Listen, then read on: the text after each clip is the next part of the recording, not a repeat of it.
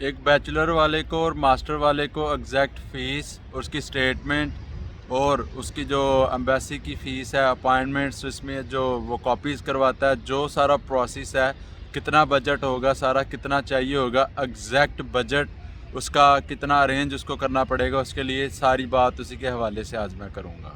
इसमें जो जितनी भी बातें होंगी, यूके और आयरलैंड साथ साथ हैं, तो तकरीबन दोनों का प्रोसेस सेम है। प्रोसेस सेम तो नहीं कह सकते, लेकिन फ़ीस के हवाले से, पैसों के हवाले से बात कर रहा हूँ कि यहाँ पे यूरो और वहाँ पे पाउंड है, तो आपने ख़ुद कैलकुलेट कर लेना। क्योंकि मैं आयरलैंड आया हूँ तो मैं आयरलैंड का ही आपको बताऊँगा। और लेकिन थोड़ा सा ये डिफरेंस होगा, जिस यूनिवर्सिटी की फ़ीस यहाँ पे 10,000 है, यूके में उसकी 14,000 पाउंड होगी, या 12,000 13,000 पाउंड इस तरह होगी। फ़ीसिस वहाँ पे ज़्यादा हैं, और जो आपका बजट होगा उसको जो आपने 200 से कैलकुलेट करना है, वही आप उसको 230 और 40 जो हमारे वहाँ पे रेट ऑफ पाउंड का, उस तरह उसको कैलकुलेट कर लेना है। अस्सलाम वालेकुम रहमतुल्लाह। अल्हम्दुलिल्लाह, अल्लाह के हुक्म से एक और वीडियो का आगाज़ करते हैं। इसमें सबसे पहले आपकी जो फ़ीस होती है वो होती है कंसल्टेंसी फ़ीस। जो आपका कंसल्टेंट होता है उसकी फ़ीस है, किसी की 50,000 और किसी की 70,000 है।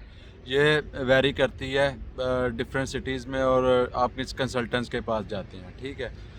उसके बाद कंसल्टेंट की फ़ी के बाद आपका जो होता है अपॉइंटमेंट होती है, उसमें एम्बेसी में जो आपने जाना होता है अपनी फ़ाइल सबमिट करवाने, वो होती है 25,000, ठीक है। उसके बाद आपकी कुछ कॉपीज़ के अखराजात होते हैं, ये सारी कॉपीज़ और जितना भी सारा, ये आप 5,000 तक लगा लें, इतना ख़र्चा आपका ये भी आ जाता है। जो बड़ी दो चीज़ें होती हैं वो होती है आपकी फ़ीस और होती है आपकी स्टेटमेंट। तो मास्टर के लिए आपको, आप इधर जिस मर्ज़ी कॉलेज यूनिवर्सिटी में आएँ, आपको 10,000 से 12,000 मोस्ट जो है ना यूनिवर्सिटीज़ और कॉलेज वो यहाँ पे चार्ज करते हैं। 12,000 यूरो आपको देना पड़ेगा।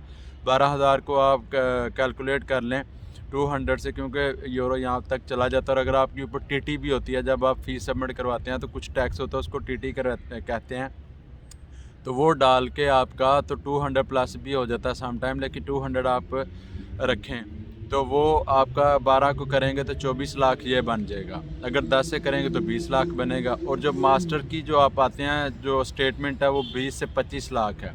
यानी कि टोटल बजट आपको सारा मिला के, फ़ीस भी और स्टेटमेंट भी, तो आपको तकरीबन 45 लाख ये करना है। ये बिल्कुल मास्टर के लिए सिंपल सी चीज़ें हैं। बैचलर के लिए आपको यहाँ पे जो कॉलेज या यूनिवर्सिटी मिलेगी, वो 8 से 10,000 की रेंज में ज़्यादा हैं, लेकिन कोई एक दो है जो कि 12 तक चला जाता है। तो आप 10,000 के हिसाब से करें। लेकिन अगर किसी का फाउंडेशन में होता है तो वो 7 साढ़े 7,000 यूरो उसकी फ़ीस होगी पहले साल की, जो कि वो सिर्फ फाउंडेशन यानी कि इंग्लिश पढ़ने का वो देगा। वो फाउंडेशन लीडिंग टू डिग्री होगा, पहले साल यही पढ़ेगा, अगले साल फिर उसकी जो है ना वो फ़ीस देगा और डिग्री में उसका एडमिशन होगा। लेकिन डिग्री की फ़ी उन्होंने मेंशन की होगी कि डिग्री की फ़ीस जो कोई अच्छा इंस्टीट्यूट होगा तो वो 10,000 तक उसको नेक्स्ट ईयर फिर पे करना पड़ेगा।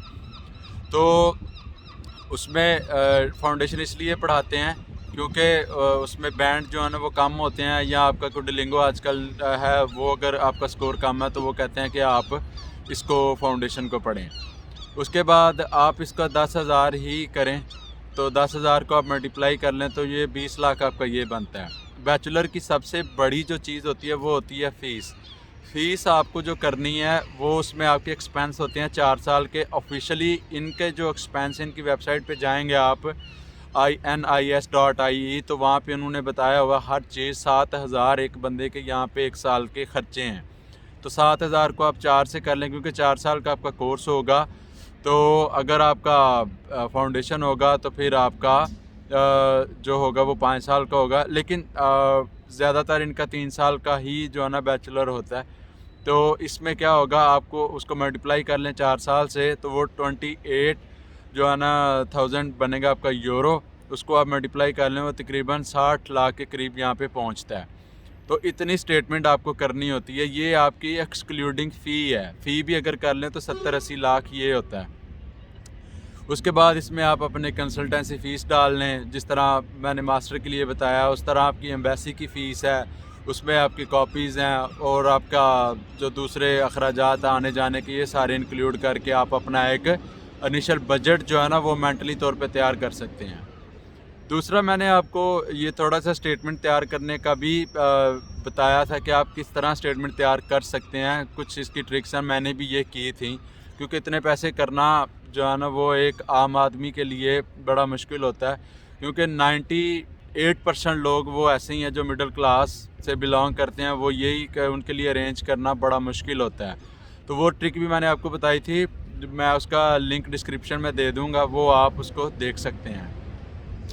उसके बाद आजकल आपको ये बता दूं कि सबसे इजी है आना यूके और आयरलैंड में, और उसके लिए आप क्या करें कि डुओलिंगो आजकल है, वो उसकी 8 से 10 हज़ार फ़ीस है। अगर आप आइट्स करेंगे, आइट्स आपका एक तो टाइम लेगा, दूसरा आपका उसकी फ़ीस ज़्यादा है, तीसरा इसमें ये भी बहुत सारा चांस होता है कि आपके स्कोर हैं जो वो पूरे ना आए और आपको फिर रिपीट करना पड़े। तो बंदा वहाँ पे थोड़ा सा जो है ना वो डिमोटिवेट हो जाता है, यार मैं किधर फंस गया हूँ।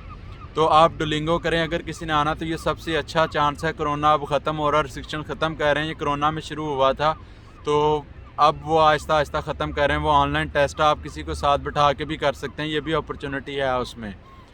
तो ये सारा बजट था जिसको मैंने अपनी तरफ से कोशिश की है आपको बताने की। मे भी आपको थोड़ी इसमें क्लैरिटी होगी।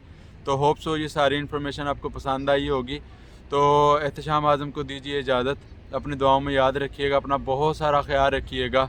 अल्लाह हाफिज़। और प्लीज़ आप मास्टर के लिए यहाँ पे हैं, आपकी फ़र्स्ट प्रायोरिटी यही होनी चाहिए, ना कि बैचलर के लिए। तो मास्टर और बैचलर दोनों में से क्या बेस्ट है, इसके क्या फ़ायदे और नुकसानात हैं, लिंक डिस्क्रिप्शन में मौजूद है, आप उस पर जाके देख सकते हैं। मैंने एक कंप्लीट वीडियो उस पर भी बनाई।